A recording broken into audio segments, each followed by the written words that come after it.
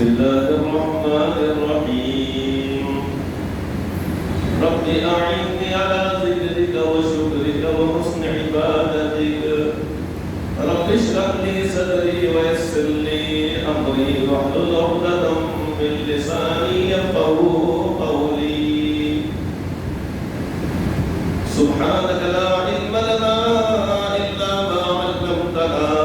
إنك أنت العليم الحكيم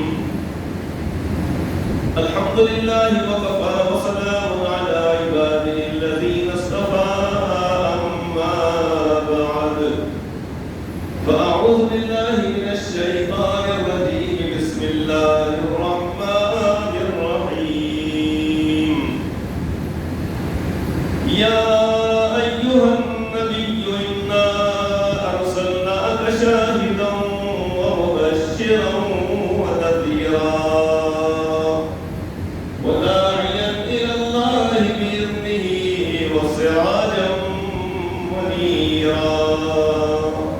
صدق الله العظيم وقال النبي صلى الله تعالى عليه وآله وسلم من كان يؤمن بالله واليوم الآخر فليكرم ضيفه ومن كان يؤمن بالله واليوم الآخر فلا يؤذي جاره أو كما قال عليه الصلاة والسلام بزرگان محترم اور معزز حاضرین اکرام اللہ رب العزت نے ہر زمانے میں ہر دور میں یہ اسوہ جبکہ اللہ کے پیارے نبی صلی اللہ علیہ وسلم دنیا میں تشریف لائے آپ سے پہلے اللہ تعالیٰ نے بہت سارے اپنے ان بندوں کو نیک بندوں کو اپنے محبوب اور پسندیدہ بندوں کو اللہ تبارک و تعالیٰ نے دنیا کے مختلف حصوں میں لوگوں کی ہدایت کے لیے اللہ تبارک و تعالیٰ نے کو بھیجا جس زمانے میں جس دور میں جس خطے میں جس جگہ پر مشرق ہو مغرب ہو شمال ہو جنوب ہو یا دنیا کا کوئی حصہ ہو ہرے سے اس وقت اس کا نام جو بھی ہو تو وہاں کے لوگوں کے لیے ضرور یہ بات تھی کہ وہ ان نبی پر ایمان لاتے اور ان کی بات کو مانتے ان کی اتباع کرتے وہ ان کے لیے ضروری تھا وَمَا أَرْسَلْنَا مِن رَّسُولٍ إِلَّا لِيُطَاعَ بِإِذْنِ اللَّهِ اللہ تعالیٰ فرماتے ہیں کہ اور ہم نے نہیں بھیجا کسی رسول کو یعنی ہم نے جتنے بھی نبیوں کو بھیجا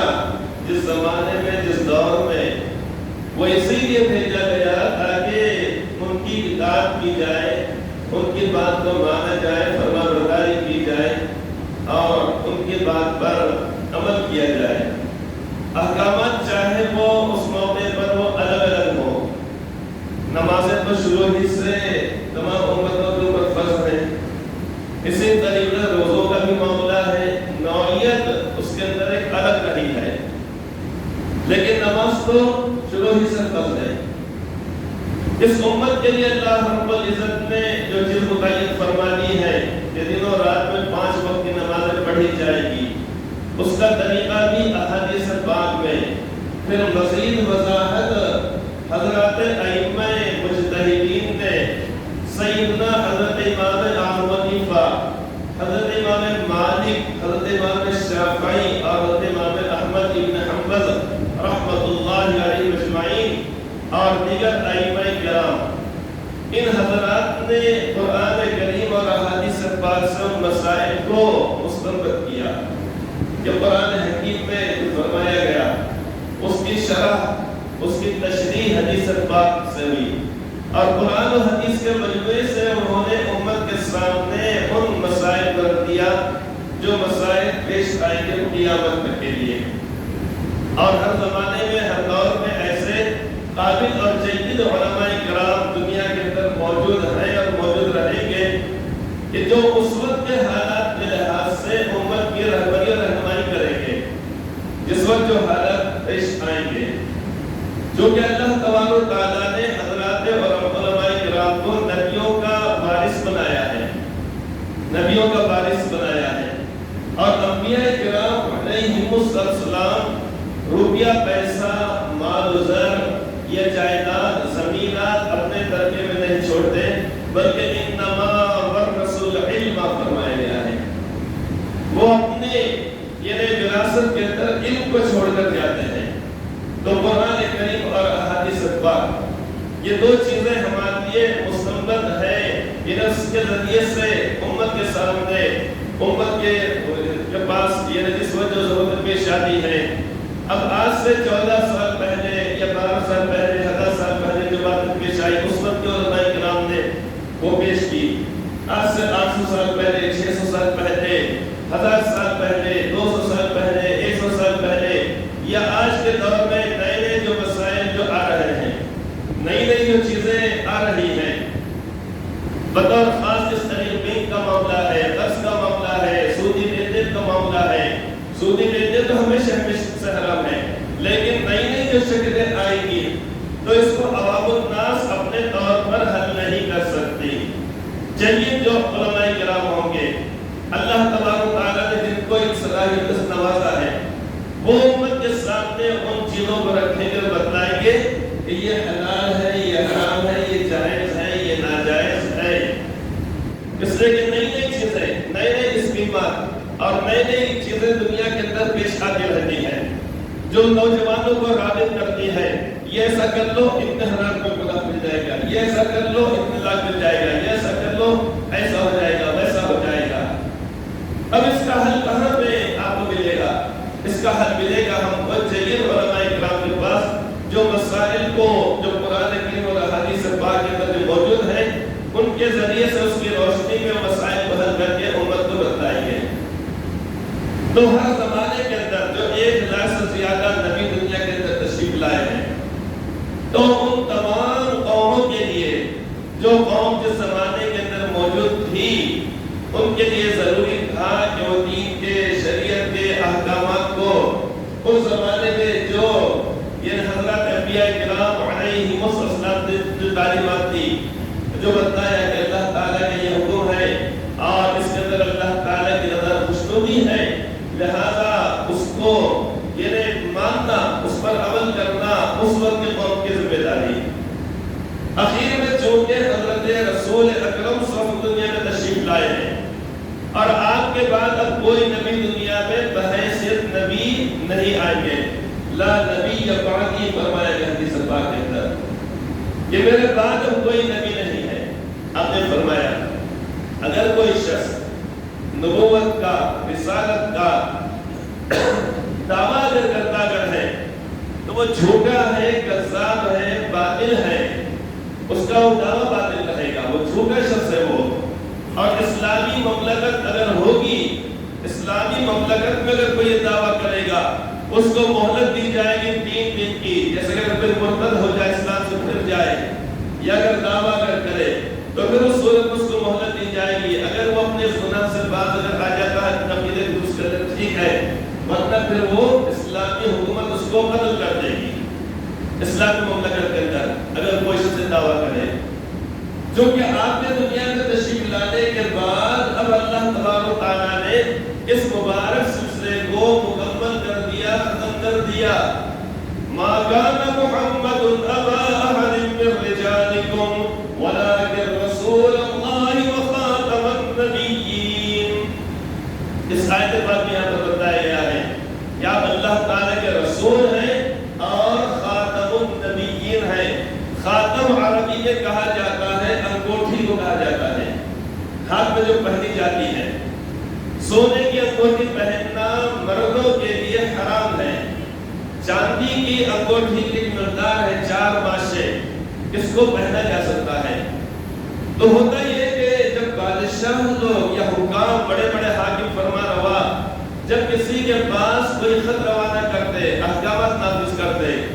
تو آخر میں اپنی اس انگوٹھی کے ذریعے سے اس کے اوپر مہر لگا دیتے۔ مطلب یہ کہ یہاں پر بات ہماری مکمل ہو چکی، احکامات ختم ہو گئے، تو اسے کہا جاتا خاتم۔ تو اللہ رب العزت نے آپ کے تعلق سے فرمایا کہ ما کان محمد ابا احد من رجالکم ولکن رسول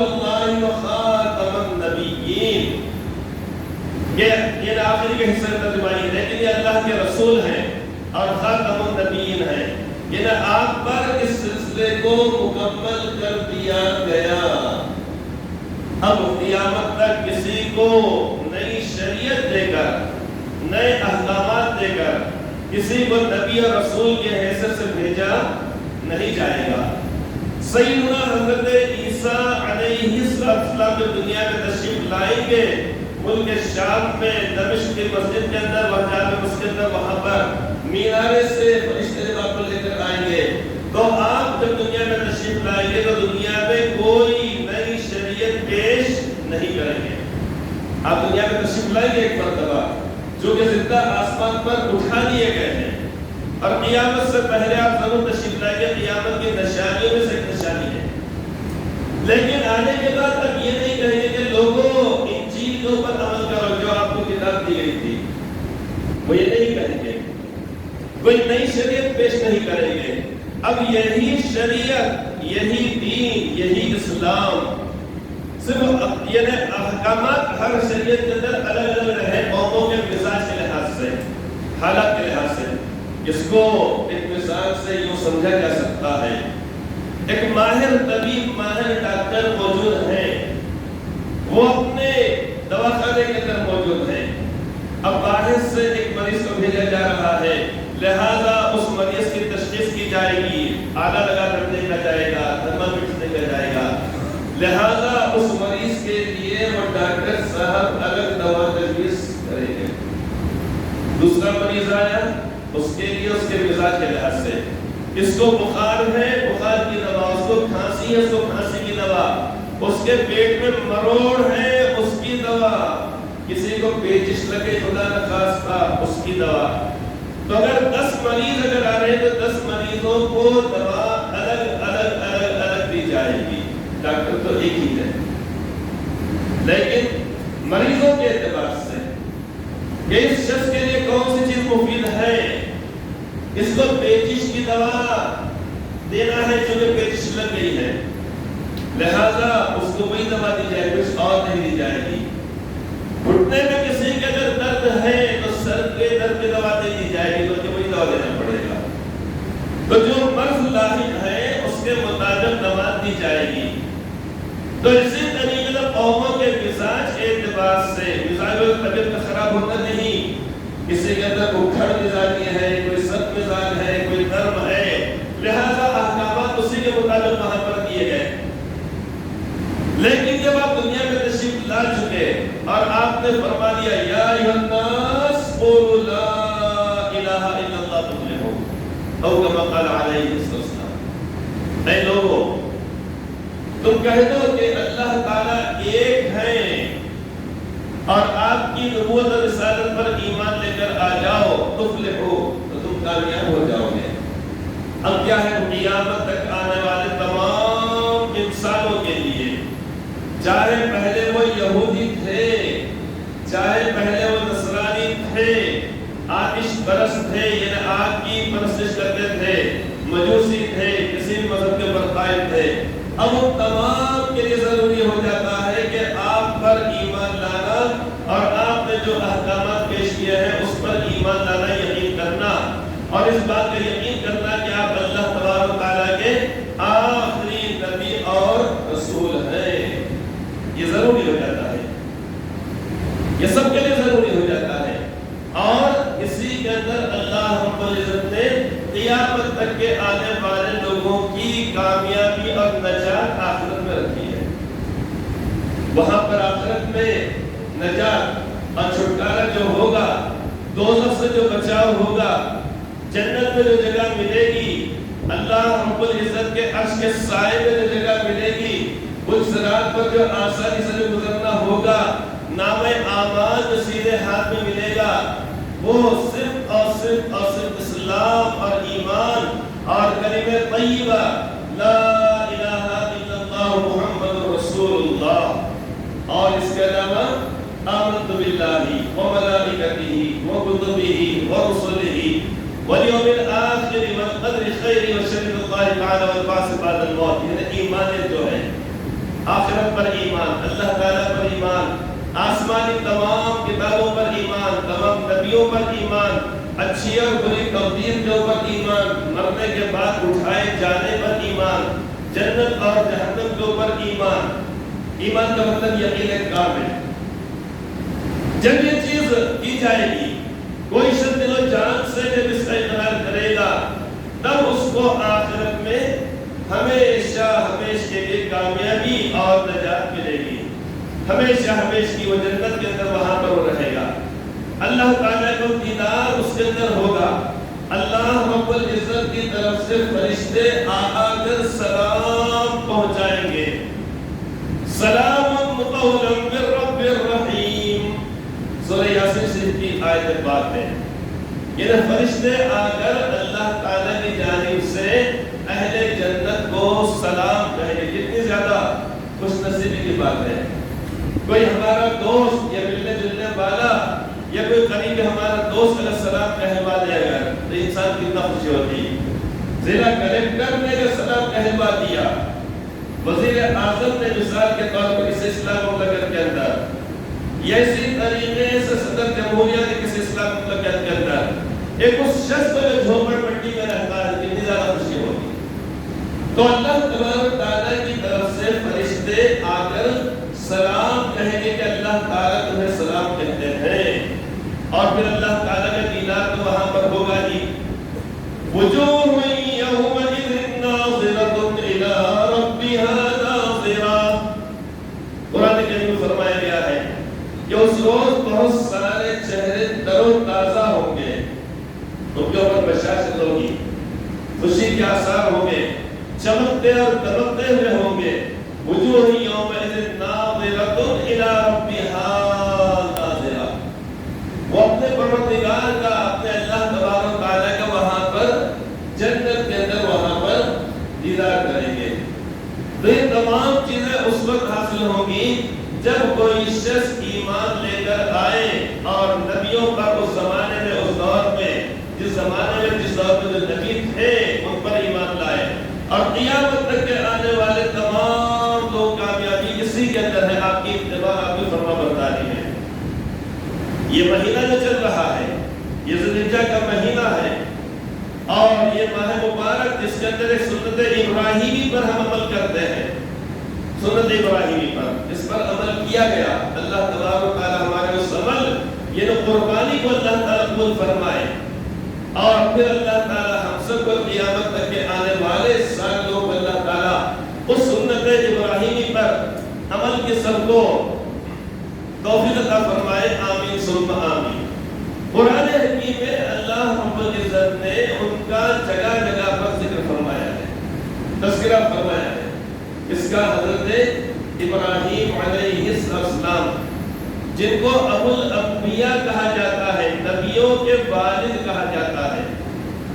جن کے سلسلے میں 1000 سے زیادہ نبی آئے ہیں، 1000 سے زیادہ نبی آئے ہیں۔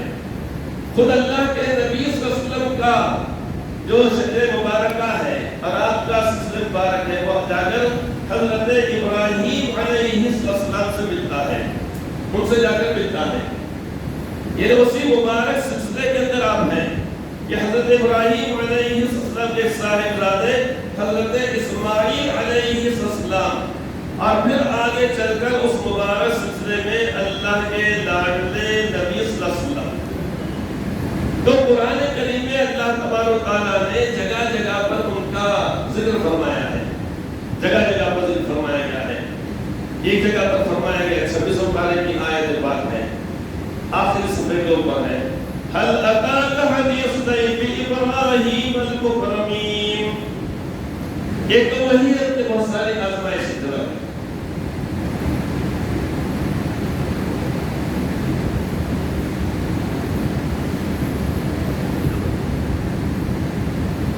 ایک تو وہی آزمائش ہے آپ کی،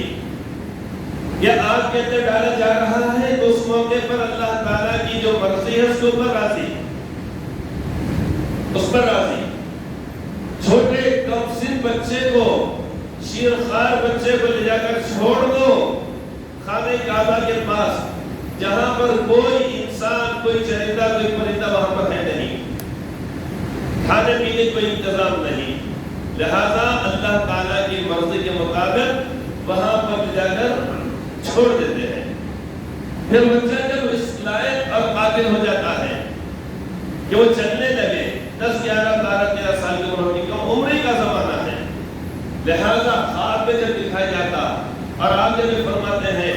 یا بنی انی ارا فی المنام انی اذبحک فانظر ماذا تری، اے میرے پیارے بیٹے، انی ارا فی المنام، میں خواب میں دیکھتا ہوں کہ انی اذبحک، کہ میں تمہیں ذبح کر رہا ہوں۔ ذبح کرنا ہے گلا کاٹنا۔ فانظر ماذا تری، بتاؤ تم کیا کہتے اس بارے میں۔ یہ مطلب نہیں کہ تم اگر بولو گے ذبح کرنے کے تو میں کروں گا ورنہ چھوڑوں گا، نہیں، آپ نے چاہا کہ اس اجر و ثواب میں کار خیر کے اندر بچے کو بھی شریک کر لے، تو بچہ بھی چونکہ آگے چل کر ایک نبی بننے والا ہے اور ان کے سلسلے مبارک کے اندر ایک نبی دنیا میں تشریف لانے والے ہیں، اور سیدنا حضرت ابراہیم علیہ السلام بھی تو نبی ہے، اوپر بھی نبی، خود بھی نبی ہے، ہونے والے ہیں، اور آگے مبارک سلسلے کے اندر بھی نبوت ملنے والی ہے۔ وہ کیسے کہہ سکتا بچہ کہ نہیں میں راضی نہیں ہوں، مجھے تکلیف ہوگی؟ انہوں نے کہا کہ یا ابت افعل ما تؤمر، ابا جان آپ کو اللہ رب العزت جس بات کا حکم فرماتے ضرور کیجیے، یا ابت افعل ما تؤمر ستجدنی انشاءاللہ من الصابرین، اگر اللہ تعالیٰ نے چاہا، یہ اپنے اوپر بھروسہ نہیں، کسی بھی معاملے کو اللہ رب العزت پہ چھوڑنا چاہیے، یہ نہیں کہ نہیں نہیں اب تو کام ہو ہی گیا، ہرگز نہیں، بالکل ہرگز۔ میرے پاس جیب میں 10 لاکھ روپے ہے، وہ مکان تو میں لینا ہی لینا ہے، بیانے کے میں 10 لاکھ میں دینے والا ہوں، اب گئے وہاں پر پتہ چلا کہ اس سے پہلے ہی مکان کا سودا ہو چکا، تو ہم کیا کہیں میرے جیب میں 10 لاکھ روپے، ہم نے بھروسہ کیا اپنے پیسوں کے اوپر، جبکہ ہونا ہی چاہیے کہ انشاءاللہ میں وہ مکان خریدوں گا اگر اللہ چاہا، تو ضرور وہ چیز ہم کو ملتی تھی۔ میرے پاس بڑی رقم ہے، بڑے بڑے ڈاکٹر تو میرے جیب میں ہیں، کہیں میں جانا چاہیے اس علاج کر سکتا ہوں، میرا بچہ، یہ میرے والد، یہ فلاں میری بیوی تو صحت مند ہونا ہی ہونا ہے، جو کہ جتنا پیسہ بولے اتنا چاہیے کہ طرح میں خرچ کرنے کو تیار ہوں، جہاں لے جا کر علاج کرانے کے لیے کہا لے میں تیار ہوں، تو پیسے کے بلبوتے پہ اگر کہیں گے تو کام بندے کام بگڑ جاتے ہیں۔ انشاءاللہ اللہ کی ذات علی کے اوپر تعلق کوئی بھی ہر چھوٹے بڑے چیز کو، چاہے وہ معاملہ ایک ذرا برابر رتی کے برابر ہو یا پہاڑ جیسا ہو، ہر معاملے کو دونوں نے کہا کہ ستجدونی انشاءاللہ من الصابرین، ضرور آپ مجھ کو اگر اللہ تعالیٰ چاہا تو صبر کرنے والوں میں آپ پائیں گے۔ بہرحال لمبا چوڑا واقعہ ہوا، آج دوبارہ یاد کرنے کی ضرورت نہیں ہے، قربانی بھی ہو چکی، گوشت بھی کھا چکے، جہاں جہاں سے ہم کو لانا تھا، دھاپور، بکھیڑ اور تیلور، اور رات میں جو مقروبت ہوتا نہیں ہوتا مسائل پہ تو سارے چیزیں کر لیے، اب اس کی یادیں کی ضرورت نہیں ہے، اس کی یادیں ضرورت نہیں ہے، اگلے سال شاید ہم بولے گے دوبارہ اس کو انشاءاللہ تعالیٰ۔ جن کو بھینس کرنا تھا ڈرتے ڈرتے بکریاں کرنا تھا وہ بھی کر لیے، جن کا جگر مضبوط تھا انہوں نے بھینس کے ساڑو اور ہمزد کو بھی بہرحال خیریت پوچھ لیے، اس کی خیریت اچھے تو ہے نا، اچھے رہو، ان سے آپ میں ملاقات ہوں گی، وہاں جا کے بیٹھ جاؤ، آگے گجرات میں جا کے بیٹھو، وہاں انشاءاللہ ملاقات ہوگی۔ تو جن کا جگر مضبوط تھا تو انہوں نے بہرحال سن کے، جو ڈر گئے جو ڈرا گیا ہم سے، پہلے جو ہمت کیا ندی کے پار نکل گیا اس نے، جس نے اپنے آپ کو چھلانگ لگا دیا، دریا میں ڈال دیا، وہ ندی پار ہو گیا، اور جو دیکھتے رہ گیا ندی کے کنارے پر رہ گیا، جو تھوڑا دور گیا پھر وہاں سے واپس آئے تو کر گئی، چھوٹ کا چھوٹ پھیلا دو کے بعد ہوا، بھارت جو مطلب ہو گیا وہ احکامات کو آج بیان نہیں کرنا ہے، صرف اتنا بتلانا ہے کہ صرف ان کی ایک سنت یہ نہیں ہے، سیدنا حضرت ابراہیم علیہ السلام کی اللہ رب العزت نے جو آپ کو آزمایا بہت سارے چیزوں کے اندر، اس کے اندر کھڑے آپ اترے، اور اسی طریقے سے حدیث پاک کے اندر آتا ہے، کتاب کے اندر لکھا ہوا ہے کہ سب سے پہلے حضرت ابراہیم علیہ السلام کے اوپر بڑھاپا طاری ہوا، وہ اول من شاب فی الاسلام۔ بڑھاپا یعنی بالوں کا سفید ہونا۔ ہم کیا کرتے ہیں؟ داڑھی رکھے مثال کے طور پہ، ایک بار اگر سفید ہوا پہلے اس کو صاف، لوگ سنتے ہیں بوٹا ہو گیا، کیا کرتے ہیں اس کو؟ پھر تھوڑی بار اور ارے تو کے پائے نہیں، اس کو بھی اس کو بھی اس کو بھی، جب زیادہ ہو تو پھر چھوڑ دیتے ہیں۔ اس کے بعد ہوتے ہوتے ہوتے 70-80 سال کے اندر جا رہے ہیں، ایک بال کالا رہے گا، اس کو بچا بچا کے سامنے رکھتے اس کو، لوگ سمجھتے ہیں کہ جوان، ابھی تو میں جوان ہوں اسی لیے تمہارا امام ہوں۔ کیا کرتے اس کو؟ بال کو سامنے سامنے رکھتے ہیں، سامنے رکھتے ہیں تاکہ لوگوں کو یہ نہ وہ نہ ہو، اس طریقے سے شبہ نہ ہو، بوٹا ہو گیا بول کے۔ تو عجیب و غریب بات ہے، پہلا بات جو غریب بیچارہ سفید ہوا تو فوراً اسپیچ لگا دیا پورے کالے بال۔ حالانکہ بات یہ بھی ہے، بالوں میں خصوص کو ہوتے ہی پہلے سفید ہو گیا وہ پہلے، لہٰذا اس کو کٹ کر کے بعد میں پورے کالے دکھتے، جوان دکھتا آدمی۔ اور جب چند بال 5 سال بعد رہے، پوری توجہ آدمی اسی کے اوپر کالے بالوں کے اوپر رکھتا تاکہ لوگ مجھے الٹا نہ سمجھے، ابھی تو میں جوان ہوں، آگے کی بات سمجھے۔ تو آتا ہے کہ سب سے پہلے آپ ہی کے اوپر بڑھاپا طاری ہوا۔ اسی طریقے سے آپ کے بارے میں بات ملتی ہے کہ اول من ضاف ضیوفہ، دنیا کے اندر جو مہمان نوازی کا سلسلہ جو ہے سب سے پہلے حضرت ابراہیم علیہ السلام نے شروع فرمایا۔ جنہوں نے شروع فرمایا حضرت ابراہیم علیہ السلام نے کہ اگر اپنے پاس کوئی اگر آئے، اگر مہمان بن کر آئے، کوئی ملنے والا آئے، کوئی ملاقات کے اگر آئے تو اس کی ضیافت کرنا دنیا میں سب سے پہلے سنیے غور سے یہ طریقہ کہ مہمانوں کا اکرام کیا جائے۔ اکرام کا مطلب یہ خالی بلا کر بٹھا دیے، اچھے شاندار گندوں بٹھا دیے، اے سی لگا دیے اور اسی طریقے سے اس کو خالی نہیں بھائی آج کل ہے تو شوگر کا بہت زیادہ مسئلہ رہا ہے، اس میں تھوڑی شکر بھی کم کر دیے۔ دودھ تو حکیم لوگ بولتے دودھ کی چائے پینا ہی نہیں، بالکل مرو وہ، ارے بھائی اپن مت پیو، اس کو تو پلاؤ غریب کو، اپن جو پہ روش کرتے ہیں دوسرے کو بھی، تو اس میں سے بھی کٹوتی، پھر چائے بھی چھوٹی سی ذرا سی آدھے کپ کے اندر بھی اور آدھے یہ کر دیں۔ تو یہ اس طریقے سے نہیں ساری چیزیں لا دے نہیں، بلکہ گھر میں جو چیز ہمارے پاس ہے اس کو دل و جان سے اس کے سامنے رکھ دی جائے۔ حدیث پاک میں فرمایا گیا ہے من کان یؤمن باللہ والیوم الآخر فلیکرم ضیفہ، تم میں سے جو شخص اللہ تبارک و تعالیٰ پر اور آخرت پر ایمان رکھتا ہو اسے چاہیے کہ اپنے مہمان کا اکرام کرے۔ اکرام کا مطلب یہاں پہ کھلانا پلانا ہے، خالی آئیے آئیے بیٹھیے بیٹھیے 5-6 گھنٹے بٹھا دیے، خالی اس کو ٹھنڈا پانی پلا دیے اور بسلری کا پانی پلا دیے اور کچھ کھلانے پلانے تو بیچارہ اٹھ بھاگ ہی جائے گا اس کو۔ اکرام کا مطلب یہ کہ اللہ رب العزت نے ہمیں جو مال و زر عطا فرمایا ہے، جس زمانے میں، جس دور میں، جس خطے میں، جس شہر میں، جس ملک میں، جس محلے کے اندر ہم کو جو چیز آسانی سے میسر آتی ہے وہ اس کی خدمت میں پیش کی جائے، جیسا کہ صحابہ کرام نے کیا ہے۔ تو دنیا کے اندر سب سے پہلے مہمان نوازی کا طریقہ رائج کرنے والے ہیں سیدنا حضرت ابراہیم علیہ السلام۔ ان سے پہلے دنیا کے اندر کبھی ایسے مہمانی کا سلسلہ نہیں تھا۔ اور حدیث پاک کے اندر فرمایا گیا ہے الخیر اسرع للبیت الذی یوکل فیہ نشب الاصنام البعیر۔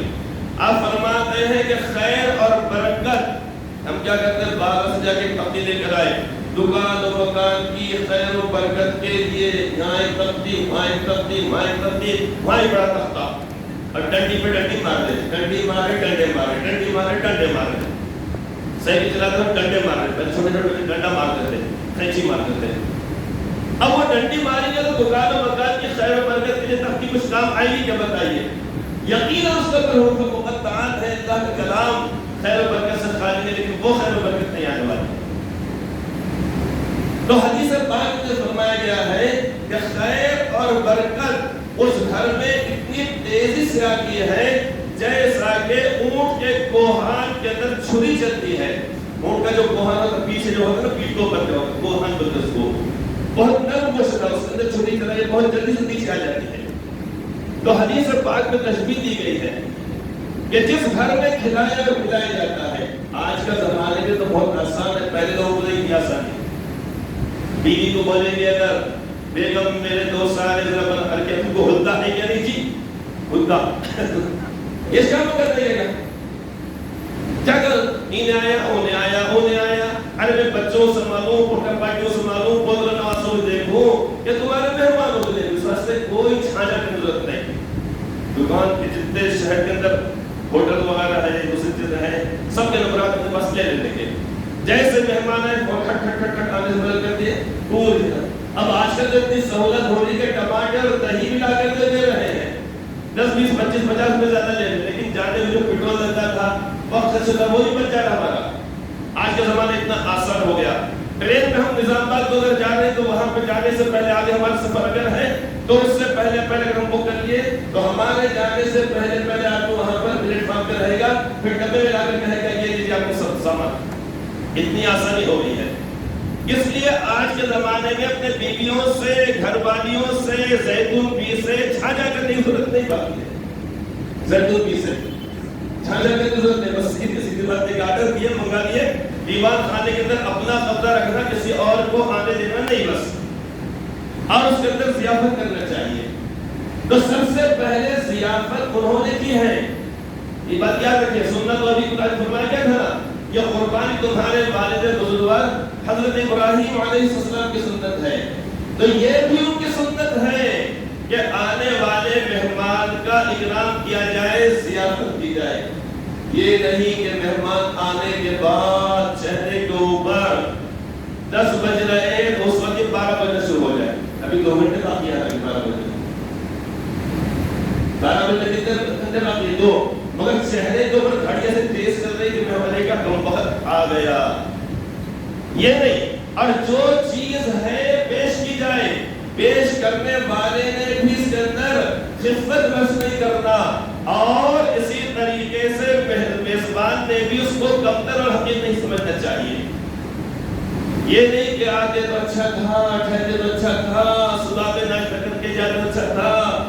یہ اسی طرح حیدرآباد اتنا جگہ کا کھانا تو کھا کے آگے ہوں گے, ہم غریبوں کے پاس ٹیبو کھائیں گے, پھر شام میں آپ کے بک کر لیے ہوں گے. یہ سب مہمان کو بھگانے کی کوشش ہے.